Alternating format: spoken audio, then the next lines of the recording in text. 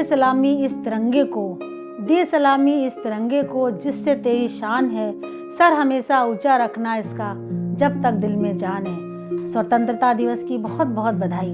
15 अगस्त 1947 को हमारा देश आज़ाद हुआ और आज हम अपनी 75वां स्वतंत्रता दिवस पूरे उल्लास के साथ मना रहे हैं। आइए सबसे पहले हम सब उन्हें याद करें जिनकी बदौलत आज हमें यह दिन देखने को मिला है।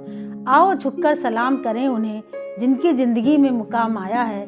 किस कदर खुश नसीब हैं वो लोग जिनका लहू भारत के काम आया है। एक बार पुनः आप सभी को स्वतंत्रता दिवस की बहुत बहुत बहुत बधाई। हमें और हमारे देश को ब्रिटिश शासन से आज़ादी ऐसे ही नहीं मिली। देश को आज़ादी दिलाने के लिए बहुत सारे क्रांतिकारी सेनानियों ने बलिदान दिए हैं कि गूंज रहा है दुनिया में भारत का नगाड़ा, चमक रहा आसमान में देश का सितारा। आज़ादी के दिन आओ मिलकर करे दुआ, बुलंदी पर लहराता रहे हमारा तिरंगा। हमारी आज़ादी की लड़ाई एक चिंगारी है जो भविष्य में विकराल रूप लेगी। यही वचन थे मंगल पांडे के। आज़ादी की लड़ाई का प्रारंभ आपसे हुआ। मंगल पांडे जब ब्रिटिश शासन ने उन्हें गोली मारी थी और उनका कहना था कि जब आप अपने देश की रक्षा करते हैं तो धर्म की रक्षा स्वयं हो जाती है। इसके बाद तो ये क्रम चलता रहा। महात्मा गांधी जो अहिंसा के पुजारी थे, जिनका कहना था कि क्रूरता का उत्तर क्रूरता से देने का अर्थ अपने नैतिक व बौद्धिक पतन को स्वीकार करना है। वो एक ऐसी शख्सियत थे कि जब जब तेरा बिगुल बजा, जवान चल पड़े, मजदूर चल पड़े और किसान चल पड़े, हिंदू और मुसलमान, सिख और पठान चल पड़े, कदमों पे तेरी कोटि कोटि, कदमों पर तेरी कोटि कोटि प्राण चल पड़े। इलाहाबाद में जन्मे स्वतंत्र भारत के प्रथम प्रधानमंत्री जवाहरलाल नेहरू, जिनका जन्म बाल दिवस के रूप में 14 नवंबर को मनाया जाता है, उन्हें वर्ष 1955 में भारत रत्न से भी सम्मानित किया गया। 27 मई 1964 को दिल का दौरा पड़ने से उनकी मृत्यु हो गई। बच्चे नेहरू जी को चाचा नेहरू कहते थे। बहुत सुंदर बात जो आपने कही कि आप दीवार के चित्रों को बदलकर इतिहास के तथ्यों को नहीं बदल सकते। सुभाष चंद्र बोस आज़ादी की लड़ाई के नायक, जिनका निजी जीवन से बहुत बड़ा होता है, हम मिटते हैं तब देश खड़ा होता है, ऐसे विचार थे कि तुम मुझे खून दो, तुम मुझे खून दो, मैं तुम्हें आज़ादी दूंगा।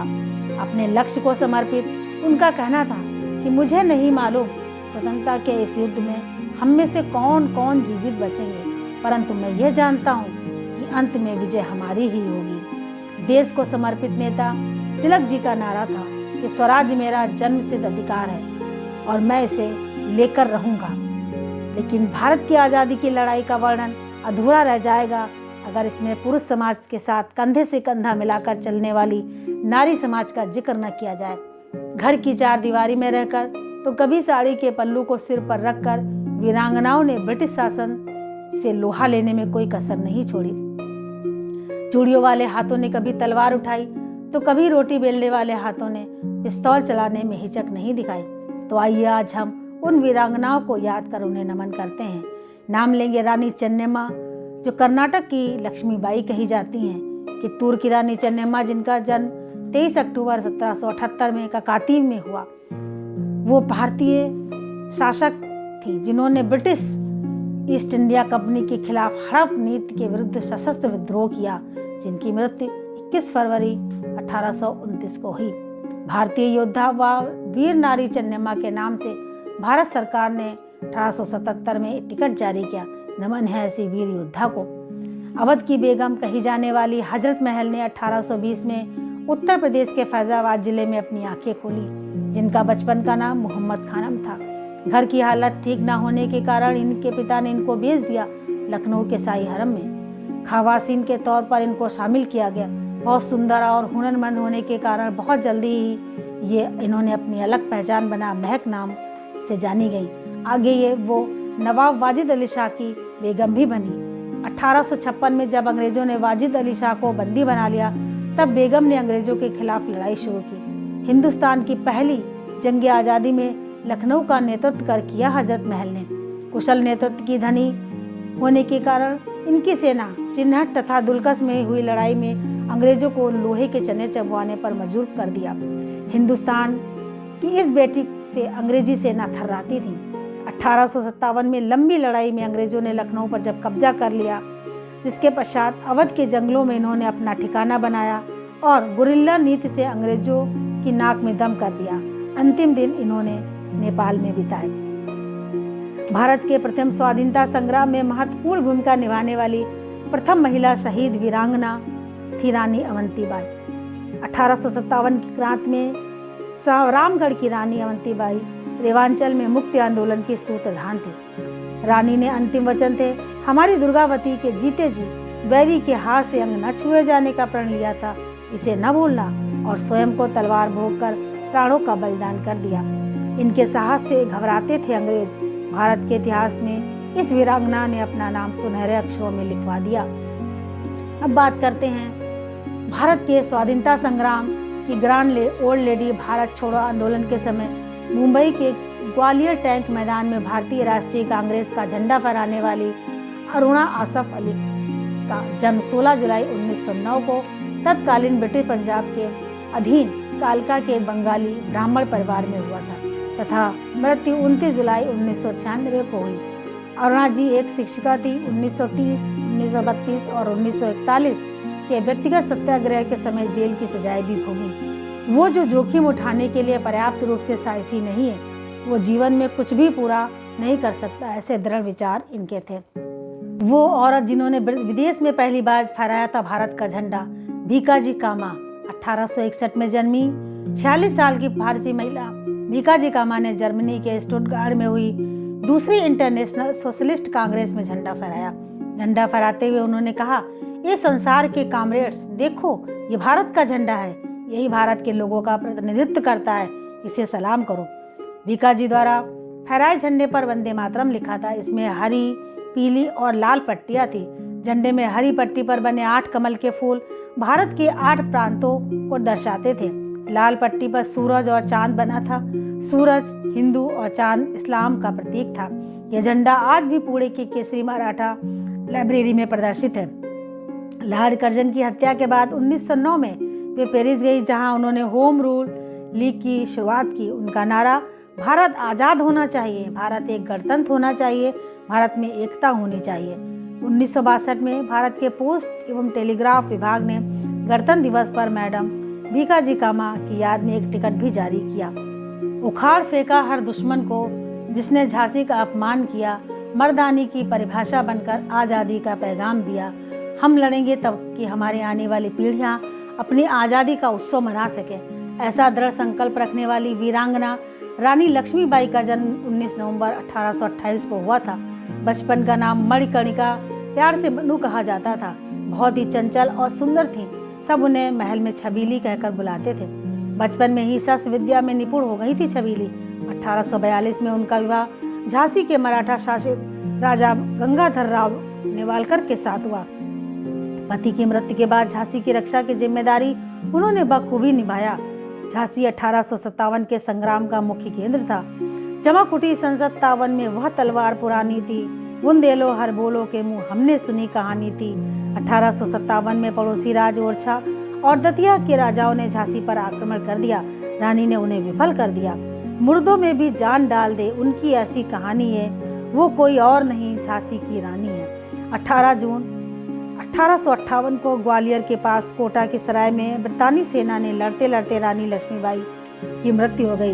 लड़ाई की रिपोर्ट में ब्रितानी जनरल ह्यूरोज ने लिखा था कि रानी लक्ष्मीबाई अपनी सुंदरता, चालाकी और दृढ़ता के लिए उल्लेखनीय तो थी ही, विद्रोही नेताओं में सबसे अधिक खतरनाक भी थी। 1857 की ऐसी महान नायिका जो साहस और शौर्य की अद्वितीय प्रतिमा, झांसी की रानी को सलाम है। भारतीय स्वतंत्रता संग्राम की वीरांगना जिसके वचन याद आते हैं कि मैं झांसी की रानी हूँ और इस धरती माँ की बेटी, मेरे होते हुए कोई भी फिरंगी झांसी को हाथ नहीं लगा सकता। मैं अपनी झांसी कभी नहीं दूंगी, चाहे इसके लिए मुझे अपनी जान भी क्यों ना देनी पड़े। झांसी मेरी आन है, शान है, ईमान है। हम सभी भारतवासी उन्हें नमन करते हैं। 1 अक्टूबर 1847 लंदन में जन्मी एनी बेसेंट भारत की मिट्टी से गहरा लगाव रखने वाली प्रख्यात समाजसेवी और लेखिका तथा स्वतंत्रता सेनानी थी। इन्होंने कई मौक़ों पर अन्याय के विरुद्ध किया और आयरन लेडी कहलाई। देशवासियों ने उन्हें माँ बसंत कहा तो महात्मा गांधी ने उन्हें बसंत देवी की उपाधि से विभूषित किया। इन्होंने 7 जुलाई 1898 को सेंट्रल हिंदू कॉलेज की स्थापना की। भारतीय राजनीति में उन्होंने 1914 में प्रवेश किया और क्रांतिकारी आंदोलन होम रूल का प्रारंभ किया। 1917 में निर्वाचन समिति द्वारा भारतीय राष्ट्रीय कांग्रेस की अध्यक्ष चुनी गई। न्यू इंडिया नामक एक समाचार पत्र में का भी प्रारंभ किया। एनी बेसेंट के जीवन का मूल मंत्र था कर्म, इसलिए 1919 तक सक्रिय राजनीति में रहने के बाद उन्होंने संन्यास ले लिया। उनका कहना था कि हिंदुत्व के बिना भारत का कोई भविष्य नहीं है। सुचेता कृपलानी जी एक स्वतंत्रता सेनानी, भारतीय संविधान निर्माताओं में से एक, भारत की पहली महिला मुख्यमंत्री और हर क्षेत्र में महिलाओं की पथ प्रदर्शक रही।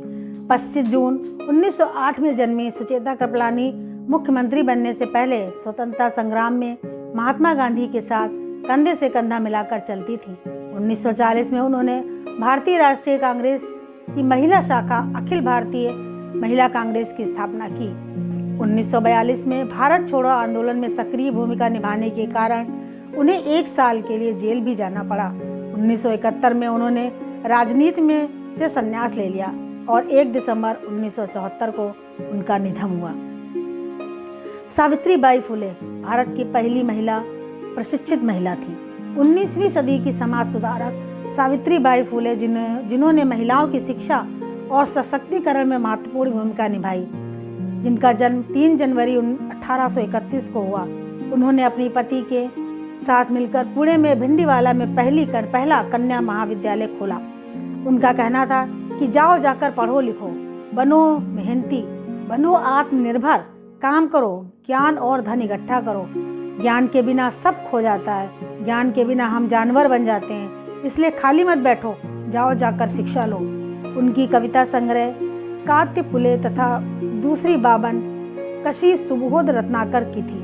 दलित व पिछले समुदायों के आंदोलनों की नायिका आज अपने समूचे अस्तित्व में उन्हें स्थापित हो चुकी हैं। भारत की स्वतंत्रता सेनानी तथा सामाजिक कार्यकर्ता और भारतीय संविधान सभा में चुनी जाने वाली पहली महिला दुर्गाबाई देशमुख का जन्म 15 जुलाई 1909 में हुआ।